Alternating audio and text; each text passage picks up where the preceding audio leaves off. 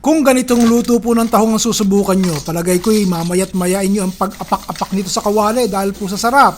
Hindi po tayo magtitinola at alam nyo nang lutuin yun. Iibahin ko po ngayon ang style ng ating tahong. Babala lang po ha. May sinaing na po sana kayong ready bago kayo magluto nito dahil palagay ko'y mapapalabang kayo sa masaganang pananghalian pag ito po ang bumungad sa inyo. Ilalagay ko na po itong ating patatas. Malalaki yung hiwa ko ng patatas. Halu-haluin nyo at baka naniniket. Malambot-lambot na po itong patatas. Ilalagay ko na po itong karot. Lalagyan ko na po ng konting pamintang durog ha. Ere, papatisan ko na. 1 kutsara lang po. Lagyan natin ng konting Italian seasoning. Ganun din po ang oregano. 1 kutsarita. Kung wala pong Italian seasoning, okay lang. Katitik na chili powder. Katitik lang at maanghang yan. Haluin po muna natin ha. Tapos po isasababang ko. Ito po 2 tasa ng tubig. Lalagay na po ako ng 1 shrimp cube. Takpan po natin. Hayaan nating lumambot yung ating patatas.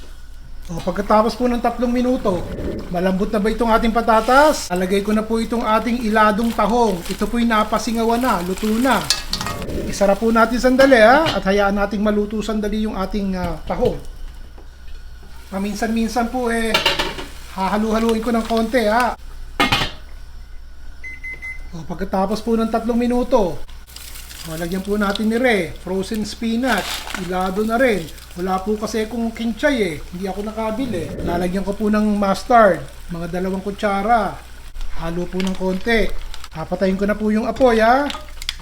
Tikman nyo muna, hindi pa tayo tapos. Tikman ko muna ha. Ako po, ito yung sasabihin nyo talagang mahabagin. Tsaka ako po lalagyan ng mayonnaise. Mga 2-3 kutsarang mayonnaise o kahit 4 po. Ayun. Napansin nyo ba? Pinatay ko muna yung ating kalan para hindi po magkabuo-buo yung ating mayonnaise. Hindi pa tapos yan ha. Sandali lamang. Tsaka natin lagyan ng keso. Yun. Tapos halo. Hayaan na nating matunaw yung keso. At tsaka yung ating mayonnaise. May kasamang mustard. Sus!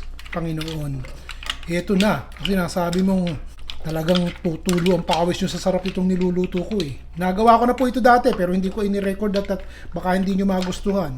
Pero ngayon desisyon na ako. Kinakailangan matikman nyo na Yan.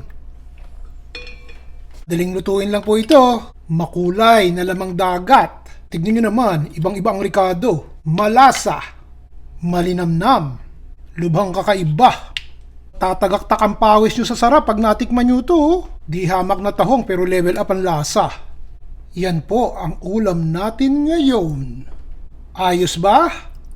Tikman nyo ha. Gawin nyo talagang wow kayo sa sarap. Papawisan pa kayo.